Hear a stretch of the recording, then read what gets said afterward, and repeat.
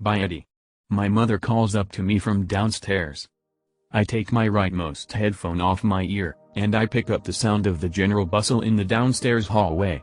I can hear my dad and my sister laughing to each other as coats are taken from the rack. Bye. I call back, keeping my eyes fixed on the screen. The game goes on. Are you sure you don't want to come? My mom calls up, it could be fun. Fun family outing. I roll my eyes. I'm good, Mom. Bye. My sister calls up too. Come on Eddie. Don't sit around in the house like a loser all day. Goodbye. I shout down again. Alright, see you soon. My mom replies. Later loser. Louise calls, though it's good-natured, really. We do get on. I can hear Mom gently chiding her, though I can't make out the words. I sure do recognizes that tone, though. Their voices fade out and the footsteps soften. The front door is drawn closed. I hear the sound of my mom locking the door up behind her. Awesome. Some peace, at last. Don't have to worry about anyone barging in and interrupting.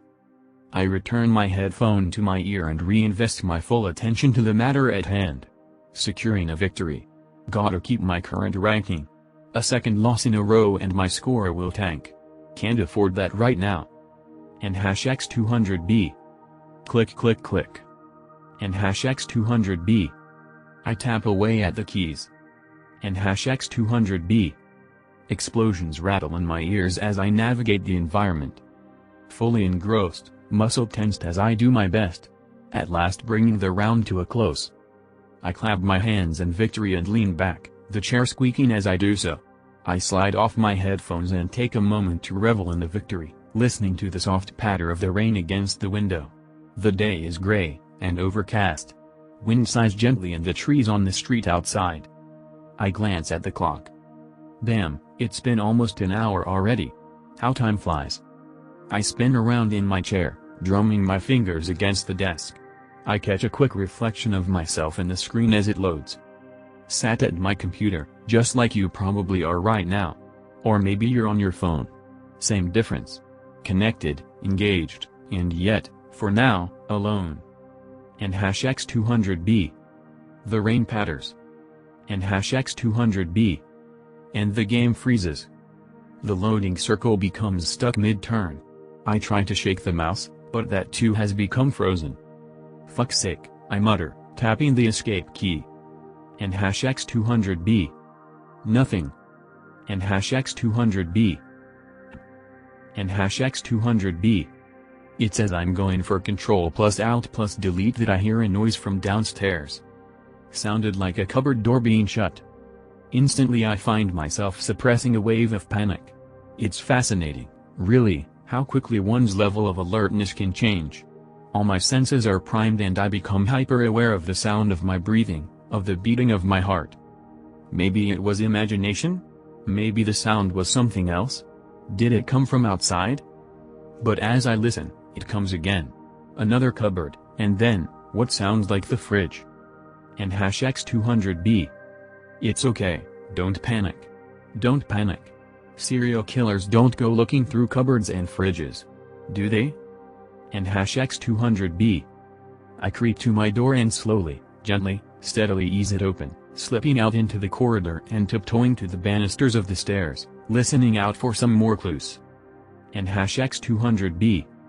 I hold my breath, and then, as I hear water start flowing into the sink, I allow myself to relax a little. Killers don't wash their hands before a murder. What would be the point? I'm summoning the courage to call down when I hear a voice call up first. All my tensions are relaxed at once, as the voice is my sister's. Hi Eddie. I've got some food for you down here. I call back, oh great. Did you stop at the cookie place on your way back? Please tell me you got the caramel ones. And #X200B. There is a pause. And #X200B. Come down and see. She replies, as I hear stuff being moved about on the counter. And #X200B. Alright, gimme a second. I shout down, heading back into my room to force restart my computer. I take another look at the clock. I think to myself. They haven't been out very long. I wonder why they came back? Maybe the rain? I press and hold down the power button, then return through my door to the top of the stairs. "How come you guys are back so early?"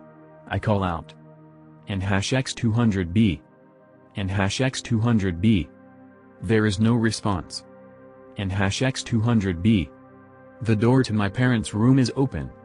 I glance through it to see the rain wash gently down the window at the room's far side. For some reason unknown to me at this stage, unease creeps quietly into the back of my head. "Louise," I call down, still hesitating by the banisters. "Where's Mom and Dad?" And #X200B. There is another silence. I walk the length of the hallway, passing by a little window to the street outside. My parents' car, it would seem, has not returned. I continue on until I am stood at the top of the stairs, looking down them, and into the hall below. And #X200B.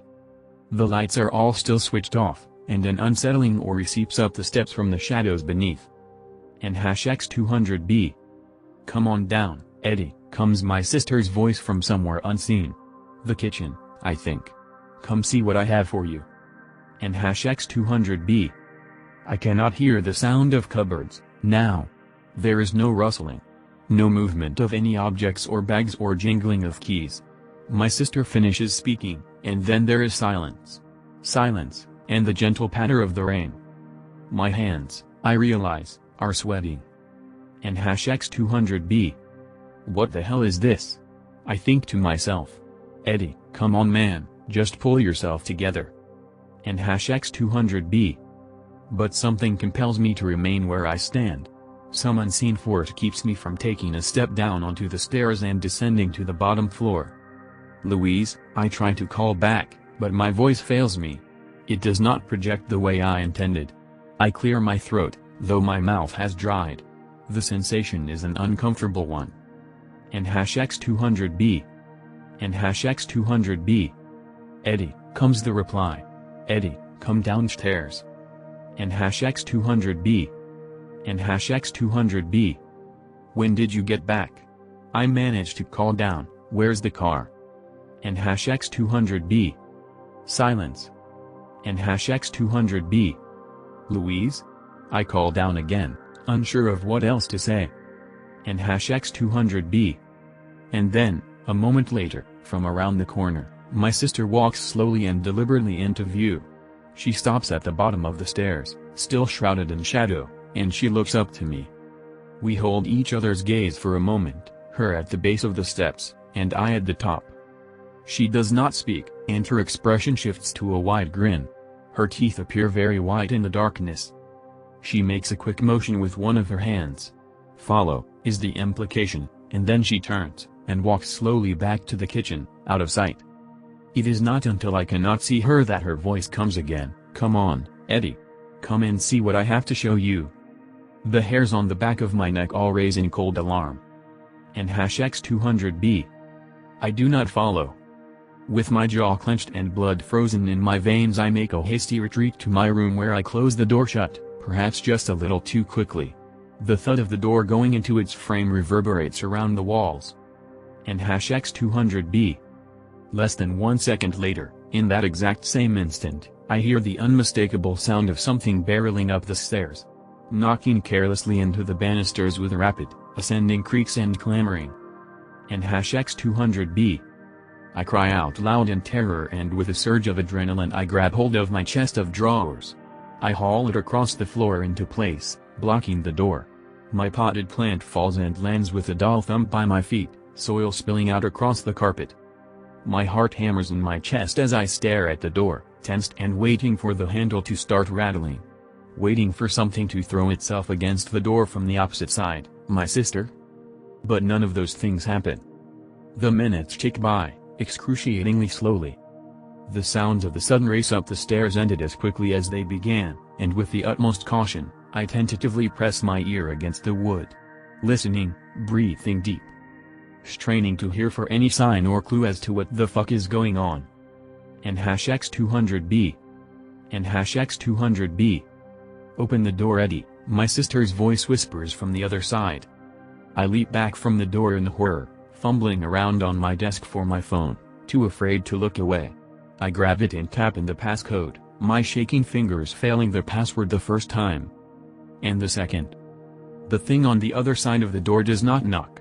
It does not try to force its way in. It only repeats itself. And #X200B. Eddie, stop screwing around. Open the door and let me in. I have something to show you. And #X200B. I try to call my mom first. I bring the phone up to my ear, shaking. The line is engaged. Fuck. And #X200B. Come on Eddie, open the door. I want to show you something. And #X200B. Louise. I reply at last, my voice trembling. You're freaking me the fuck out. If this is a prank just stop, okay? Just stop. And #X200B. Open the door Eddie. Open up and let me in. You need to see this, please, come with me. And #X200B. Please, if it's a prank I forgive you, just stop messing with me. And #X200B. Silence. And #X200B. And then. And #X200B. Just come downstairs. You need to come downstairs with me. Just follow. And #X200B. Screw this. Next up, I call the police. An overreaction, perhaps, but better safe than sorry. The tone sounds through the phone, there's a click, then, 911, what's your emergency? I take a deep breath. Hello? 911 comes through the phone. There's an intruder in my house, I whisper at last, as quietly as I can. Though evidently my sister hears. Her voice has risen in pitch. I don't think she likes this development. Eddie. You need to open the door. Let me in. You need to open the door. You need to open the door. Let me in, this is really important. Really important. Something about the way she says those final words sets my teeth on edge. It wasn't slurred, as such. Just. Ugh. I don't know how to describe it. As if the muscles for her speech, I guess, were getting tired. But despite my fear I do my best to ignore her, and I provide my details to the person on the line. The rain starts hammering down against the glass, and the wind picks up too. Okay sir, they say after I have told them my location, a car will be with you shortly, please, stay on the line. And #X200B. I do so, keeping as far away from my bedroom door as I can, terrified that at any moment the person with my sister's voice is going to barge through.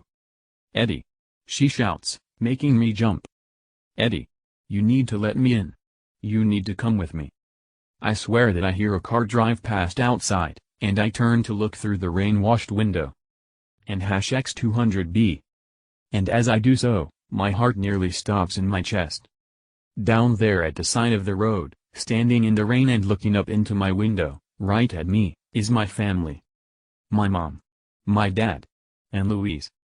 Just standing in a line, hands by their sides. Staring up at me. Staring up into my window. And #X200B. And they are all smiling. All grinning that same, chilling grin. Looking up at me, unblinking. And #X200B. And #X200B. The police arrived about 10 minutes after that, and they had a hell of a time calming me down.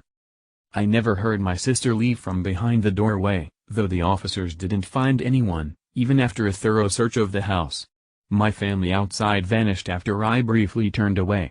1 minute they were there, and the next, gone. My mother, my real mother, God hopes, nearly had a panic attack of her own when she came home to find cop cars parked up outside. Louise had no idea what the hell I was talking about, none of them did, and she insisted she wasn't playing any kind of prank. She can be annoying at times, but still.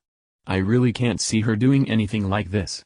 I can't see any of them doing something like this. I had to wait to see their mouths move in time to their speech before I could even begin to let my guard down, also. It's been about a month since this incident. I have a lock on my door, now, and I haven't seen or heard anything quite so terrifying since. But I still get anxiety at night, and hell, who wouldn't? And I tell you what else, too. When my family are heading out and they ask if I want to go along. These days, I say yes.